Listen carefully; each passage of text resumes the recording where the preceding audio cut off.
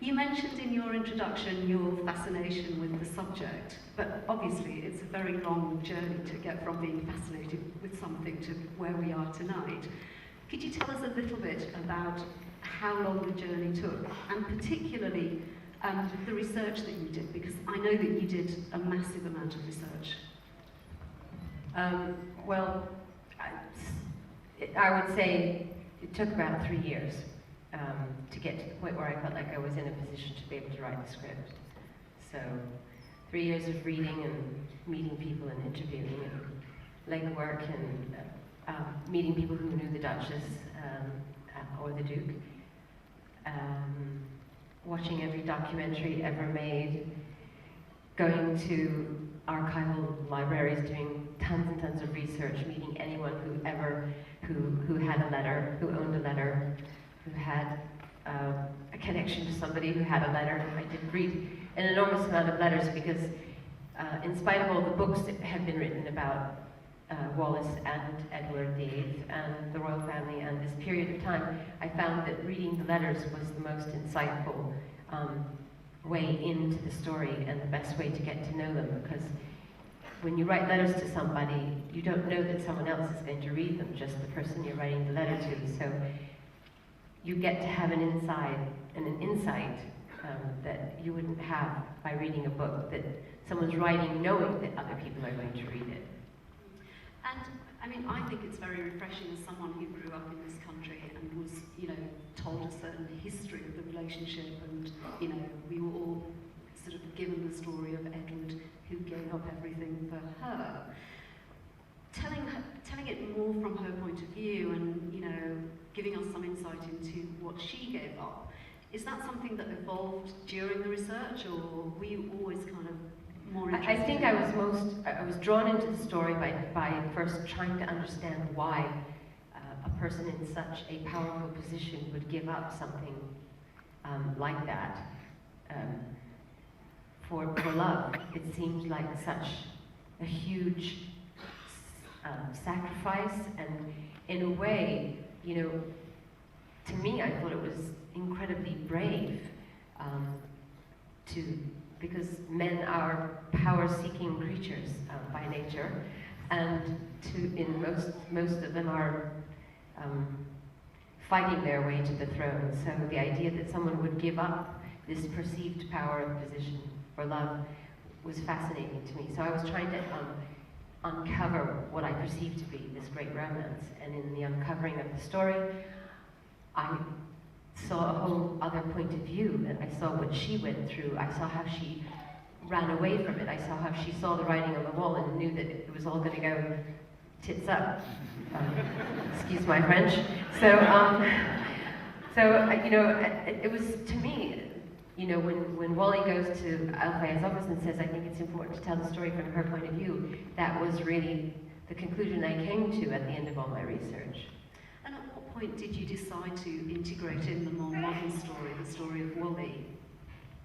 Well, I think it's important to understand and accept that truth is subjective, and we all can read stories and do as much research as we want on a person, but how we interpret the story and what we take away from it is always going to be different than somebody else. So it was important. I never set out to make the quintessential, historical biopic of the abdication of Edward VIII, or the true story about what lies behind the romance of Wallis and Edward. I thought it was important to give the story a point of view and to make, remind the audience that this is the story seen through the eyes of a young woman who's searching for love and the meaning of happiness. And you co-wrote the script with Alec Kashishun, who you've worked with before. Can you tell us a little bit in kind of practical terms how that process worked? Did you pass drafts between each other, or you literally wrote together? How did you do that? We sat in a room and threatened each other if we didn't get off of our Blackberries. First of all, I had to hide his more than he had to hide mine. And we shared a computer, and I mean, it's really simple. We had the script up on the big screen, and we just passed it back and forth. and we just kind of riffed off of each other, and we spent weeks together writing, and then we'd go away and we'd read the drafts, and then we'd change scenes and email them to each other, then we'd spend time together again writing, and it just went on like that for about a year and a half. Yeah. And do you enjoy the process of writing? I love the process of writing. It's nice because nobody butts in. You can just do it on your own. Yeah, it always sounds very appealing. Yeah. So then, as compared with the process of filming, you had 3 countries to shoot in, and what, 100 or so locations? 3 countries, well, 43 different locations, 83 costume changes for the Duchess. Yeah, it was a location, costume, jewelry, hair and makeup, hungry kind of a film. Yeah. But you enjoyed the filming, or? Yeah, I did. It was tough, I'm not gonna lie.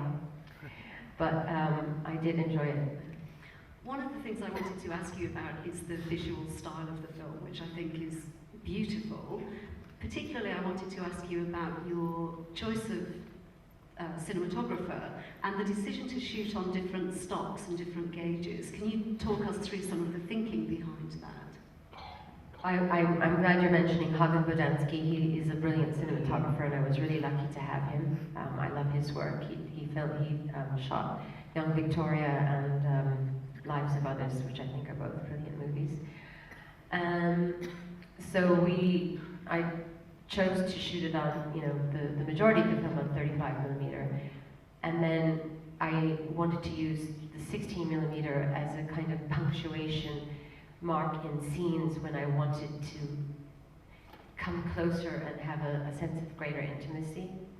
And then the Super 8 we shot on was meant to evoke, when you see a Super 8 film, you always think it's nostalgic, and you think to yourself, well, that's a home movie. There's something really amateur about it, and user friendly, and it brings you closer to the character, and it makes you feel like you're getting also, once again, like the letters, an insight into that character. So. And it's a very fluid camera. Can you, again, were there kind of other films that influenced you in terms of wanting to shoot in that style, or was it just how you felt that story should be visually told? Well, I'm a big fan of Steadicam, and I wanted the camera to have a lyricism about it, because I wanted to make the stories weave together, and the love affairs between in both the modern world and in the past to be like a dance, and so that's easier to achieve with Steadicam. One of the films that really influenced me was La Vie en Rose. There's a lot of use of Steadicam in that film, and I really admire the way that there's one scene that goes on for 5 minutes without any cut, and I tried to achieve that a few times in the movie, and I think it's bold filmmaking, because I think we're so used to watching movies with tons of edits and cuts, and so that movie influenced me, the camera work in it. And I'm also a big fan of tracking shots, and I would say that a film by Alain René called Last Year at Marienbad really influenced me as well. He did a lot of tracking shots and shooting into mirrors, and that inspired me. I'm just thinking about the Delphine Seyrig costumes in that too. Beautiful. Yeah.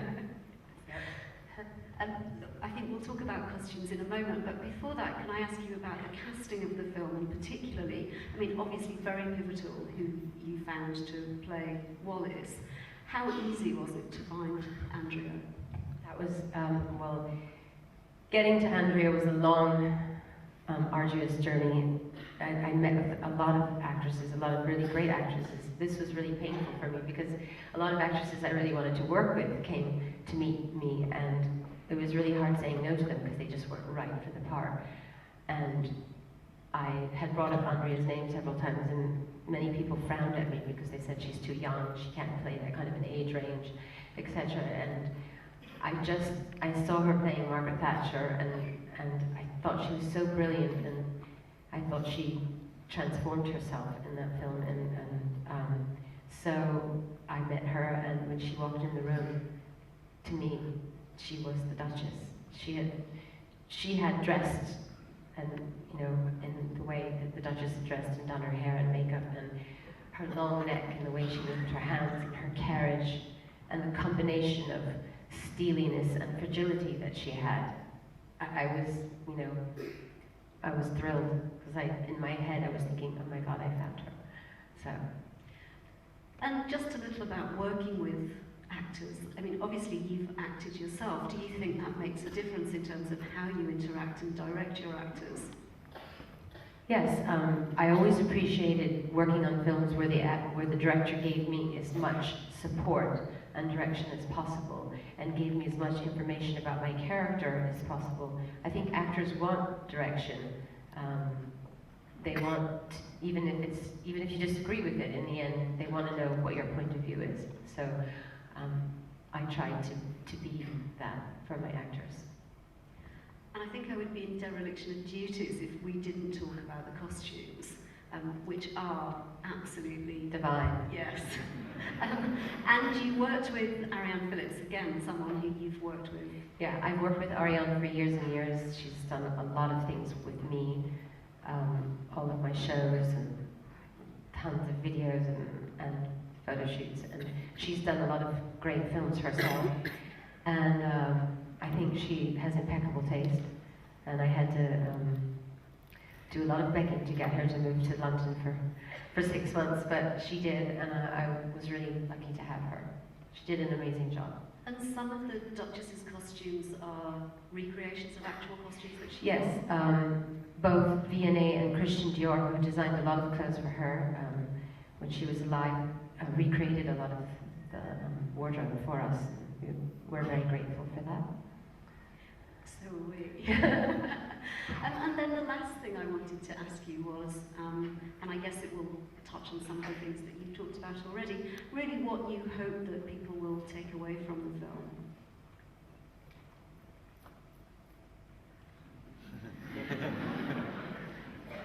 Well, lots of things. I mean, I think it's quite a complex story, and you can enjoy it or take it in on a lot of different levels. I think one really important point is that there is no such thing as perfect love.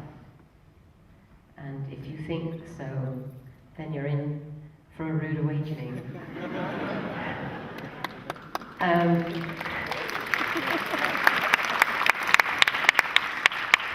that real love requires compromise.